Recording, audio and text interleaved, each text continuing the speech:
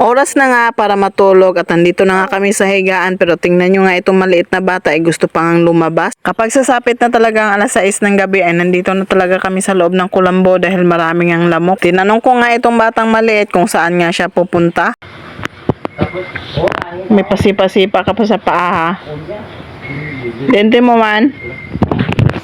Hindi man siya sumasagot pero nakakaintindi na nga siya dahil nakikinig naman siya. At fast forward tayo mga mare, kinabukasan nga ng umaga ay eto nga gising na nga itong mga bata. Tapos ko na nga pinaliguan si Angel at si Luis kaya ayan na picture muna kami bago ko nga patulugin itong maliit na bata. O siya mga mare, tulog na nga itong maliit na bata kaya ayan ratsada naman tayo sa mga gawain dito sa bahay. Pinagliligpit ko na nga itong mga damit nga nakakalat dito at yung mga labahin nga namin ay kinuha ko na para malabhan ko na nga dun sa labas. Dito nga lang ako sa gilid ng bahay namin naglalaba dahil kung iiyak nga si Angel ay mabilis ko nga lang siyang mapuntahan. At bago ko nga labhan itong mga damit dito ay maghuhugas nga muna ako ng pinggan. Wala naman akong ibang aasahan na maghuhugas ng pinggan dito sa bahay dahil ako nga lang dito ang mag-isa. Kapag tulog na talaga ang maliit na bata, ayun na lang ang tanging nating paraan para makakilos nga tayo sa mga gawain dito sa bahay. Gusto nga ni Isaac na maghugas nga ng pinggan dito kaso hindi ko siya pinapayagan dahil naglalaro lang naman ito. Yung akala mo natapos na nga siya naghugas ng mga plato dahil naubos na nga niya yung isang timbang tubig pero pagtingin mo ay wala pa pala. Yung gusto mo lang naman na matuto yung anak mo sa mga gawaing bahay pero ang ending ay ikaw pa rin ang gagawa sa lahat-lahat. Kaya hindi ko na siya pinapahugas dahil magsasayang lang naman siya ng sabon at tubig at ikaw rin naman ang maglilinis sa huli. Pasensya na kayo mga mare kung may naririnig kayong ingay, naglalaro kasi si Luis at si Isaac. Itong dalawang bata talaga ang palaging nag-iingay tuwing nagbo-voice over ako. Kapag itong dalawa na ang naglalaro ay hindi mo na nga mapipigilan kapag nag-iingay na nga sila. Kaya ako na ang gumagawa ng paraan na lumayo sa kanila para hindi nga ma-record yung mga boses nila. Ang hirap pa naman mag-voice over lalong-lalo na pag hindi nga tama yung mga sinasabi natin kaya paulit-ulit nga tayo. At nung matapos na nga ako maghugas ng pinggan ay eto mag-iimbak na naman tayo ng tubig dahil wala na nga tubig dito sa drum at dahil nga maglalaba tayo kaya kailangan natin ng tubig. Isasaksak ko lang itong tubig dito sa kabilang bahay dahil nandito naman yung saksakan. Mabilis lang naman umakyat yung tubig doon sa balon dahil may motor naman kaming ginagamit. Kapag wala talagang motor mga mare ay naku pahirapan talaga paakyatin itong tubig. Ito pa namang tubig ang mahalaga na kailangan natin na gamitin dito sa bahay sa araw-araw. Dahil kung walang tubig ay naku mag-aamoy araw talaga tayo. O siya mga mare habang nag-iipon tayo ng tubig dyan, ito naman yung mga labahin namin pinagbanlawan ko na. Bago natin sabunan yung mga labahin natin mga mare, syempre kailangan muna natin banlawan. Ito talaga ang mahirap pag naglalaba ka ng mano-mano, kailangan isa-isa. Hindi katulad pag sa washing ka naglalaba ay wala nang banlaw-banlaw, diretso na nga sabon at paikot mo na nga sa washing. Manifesting ko talaga yung washing mga mare at huwag kalimutan i-like and share ang ating video at hanggang dito na lang. Maraming salamat!